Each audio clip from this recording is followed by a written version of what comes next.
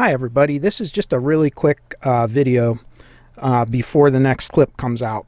I'm preparing the receiver to do the next part of our video series on the Carver MXR2000, and I'm just touching up the alignment, and there's a couple notes that I just wanted to share with everybody might be useful for you if you ever work on this or really any of this design of Carver amplifier.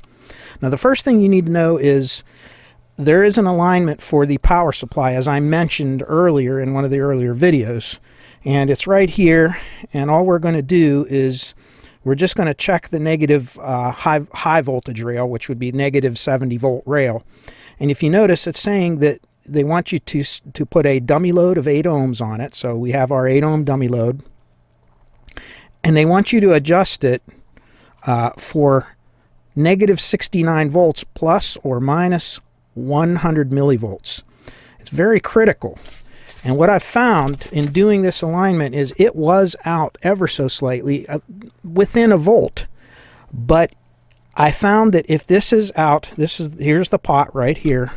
You just tweak the pot until you get negative 69 volts on this resistor right here, on the anode of this resistor, which is resistor D853, right next to your capacitor here.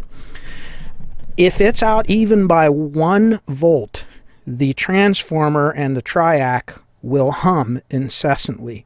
It really affects how the transformer works. This is a very critical alignment, more so than I really expected.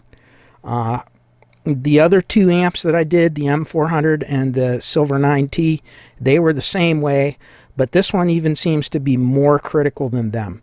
So if you have an MXR2000 or any of those where the transformer is buzzing more than normal, most likely your voltage rails alignment, which is that one pot, is out by just the tiniest little amount.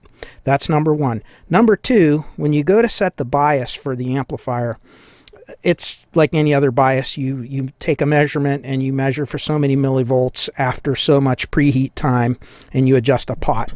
And your bias pots are right here and here. But they tell you to look on, and they do this on the 9T also. They don't really tell you how to connect the meter. They tell you to go on R767 and 769. Well, that's these are these double resistors right here. So there's 2 resistors in here and 2 resistors in here. For this channel, same over here.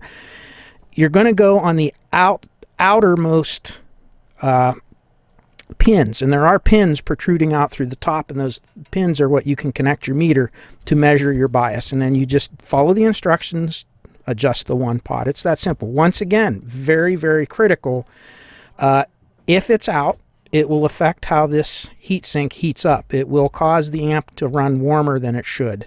It will also cause you to have things like crossover distortion and so forth. I'll show you real quick what we're testing. If you look on the schematic here, it's this resistor pack here and this resistor pack here, and they're actually having us measure from this point down to this point. So they're actually looking at the overall voltage difference between these two here. That's where they're having you adjust it. So there you go. Everything's lined up. Everything's working properly. It's important that you follow the time that they tell you on there. When they say preheat 1 minute, it should be this voltage, and at 3 minutes this voltage. It will keep creeping for a little while after that 3 minutes. But at the 3 minute mark, it should be crossing through about 4.5 millivolts, plus or minus 1.5 millivolt.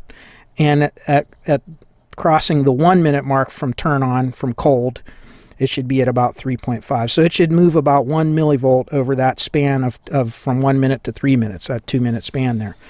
So just a couple little notes. That's just all I wanted to do. I thought that was some interesting stuff. Stay tuned. We've got 2 more videos coming out on this, and then we're going to finish up this series. So thanks a lot, and hope this helps you guys out.